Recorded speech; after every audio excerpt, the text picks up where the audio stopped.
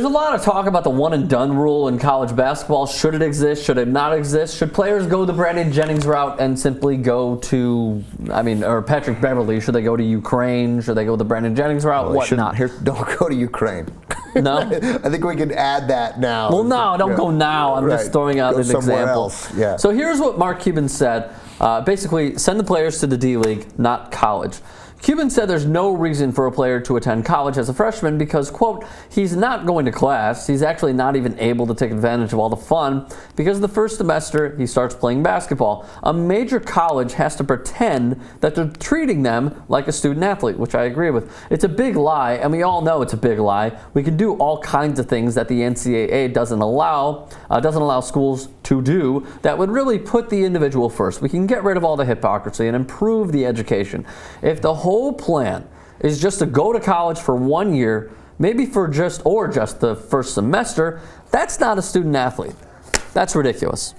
So Ben, tossing to you, and then I'll give you some quick notes on that. Basically, I don't know if the NBA D-League is the right choice.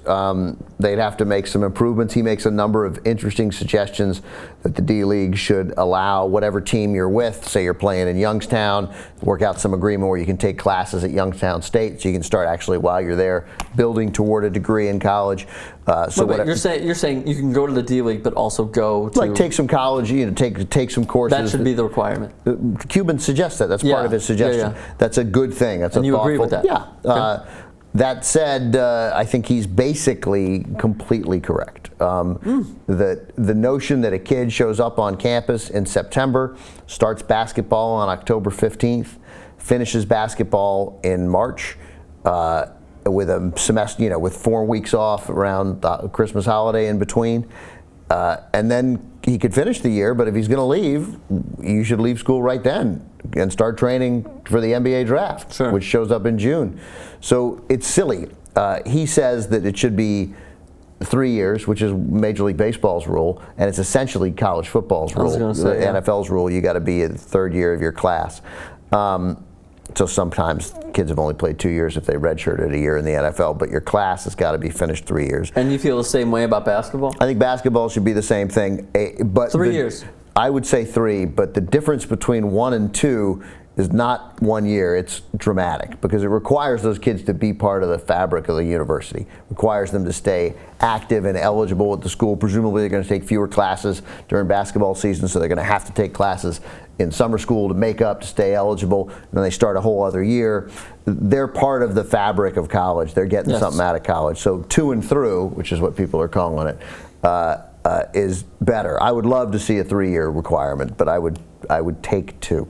But then again, we would take away, devil's advocate, the Tracy McGrady's, the Kobe Bryant's, the LeBron Jameses. But then again, on the flip side, the Kwame Browns, the Eddie Currys, and there are plenty of people who don't work out. But the other argument would be, hey, look, you got to play 3 years, but then the NBA should maybe say, look, we'll take him at 18. If you want to go to the NBA at 18, go. If you go to college, you got to stay 3 years. If you show up freshman year, then you stay 3 years. Would college lose all of its great players? I doubt it. It would lose some, no question, but it would still, so I think if it's 2, you'll keep more terrific players will think, I can handle 2 years of college. It seems like, to me, thousands of years ago that college basketball had a rule where freshmen could not play. There was freshman ineligibility. Right, Lou correct. Alcindor at UCLA, the freshman team beat the varsity that had won the national championship. Yeah. That's how, but he couldn't amazing. play. Yeah. Once again, devil's advocate, should that be instituted once again? No, that's crazy. We got to get these kids. College can't make it so the kids, you can't say you can't go to the NBA and you can't play your freshman year in college. That's insane. Sure. And also, they're great. They're clearly quite capable of playing in college. But they may not be ready at 18 for the rigors of the NBA. I mean, no baseball player shows up and plays at 18. No football player plays at 18. Wasn't Bryce Harper 19? Bryce Harper was 19. He'd been in college, I think, 2 years. He went to college. He went to 2 different colleges. Yeah, and he ended up, I think, at the College of Southern Nevada. But yeah, so it was 19, and and he was a little overmatched, but he learned it. He could play, but he's clearly an exceptional player. And there's some guys who show up at 20. I think Miguel Cabrera may have played at 19 too, and I think was in a World Series at 20. So yeah, it could happen, but basically, I love college basketball, so I would like to see it strengthened, and 2 and through would strengthen it. significantly. I believe so as well. Lastly, if this were your kid, and I mean, I'm just curious, if this were your kid, you would encourage a college education, yes? I would encourage college education, but if they're going to be a top 10, top 15 pick, and it's a guaranteed thing, whenever it is, I'd tell them to go to the NBA even before college. Okay, all right, interesting. So as the usual, we do want to hear all of your thoughts. You got to get paid when.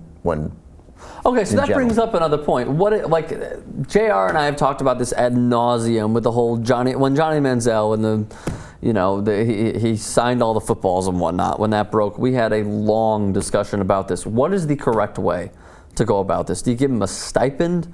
Do you open it up to becoming high school to college free agency? I'd give him some money. It's not going to solve all the problems because whatever money you give him, the idea of making $1,000 more, right? That doesn't make him a bad person.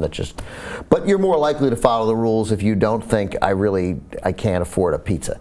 So and laziness works. If you give somebody something for free and they still have a great possibility of making some significant money down the road, there's a good chance they'll just take the money you're giving them for free. And by the way, it's not for free. Of course, they're working their asses off. But what's the correct situation? I mean, like Nick Saban has said, and I mean, like take Nick Saban for what it is. I think he's a fantastic coach, obviously, a great coach. What he's doing to get these players, I have no idea. I have no knowledge of it. But just hypothetically, what is the absolute best way? I mean, it seems like if they give him a stipend, they're still going to give him more. There's still going to be shit going under the table. But the main point I was going to make about Nick Saban, bringing it back and remembering it now, he said the agents are the biggest problems because the agents are getting in the heads of the agents are a really big problem of the college players and whatnot. Right, the agents are a big problem for the coaches. The agents aren't a big problem for the kids. The kids need representation. The Phillies just screwed 2 draft picks that they had they told the Major League Baseball that those athletes used agents in their negotiations. And then those kids didn't sign, so they've now been suspended by the NCAA. These kids need agents to represent them when they're negotiating. How are these kids and these parents, they don't know anything, and all of a sudden you get the Philadelphia Phillies come and tell them, no, we're going to take care of you. We'll tell you how it is. No, you're going to take the best deal for yourself. They need to be able to hire a professional, and then in the end, these kids were like, no, I'm going to go back to college, and I'll revisit this. Are you saying all student athletes, college athletes? Is that what you're saying? I think that particularly in baseball, where you get drafted and then have an opportunity to make a choice, that it's okay if you have a professional advisor hired to help you through that negotiation process. That makes sense. The kids didn't do anything wrong, and the Phillies did something incredibly wrong by being pissed and vindictive and telling the NCAA so these kids would be punished for not signing with them. I never really thought about it like that. But no, I don't it seems like a very fair point, actually. Yeah, I'm sure Nick Saban hates agents, but the agents frequently help the kids. They're not just, they make them seem like, hey, yeah, here's what you got to do, and they're whispering in their ear like the devil. Yeah, I mean, they're giving them advice, and they can, in general. And they should not be penalized for that at all. But giving them some money will help. It's not going to stop under-the-table corruption, but I don't care. This is under-the-table corruption and doing what's right for the kids who are making millions of dollars for the university. Those are separate issues. Sure. Basically, people should be paid for their work.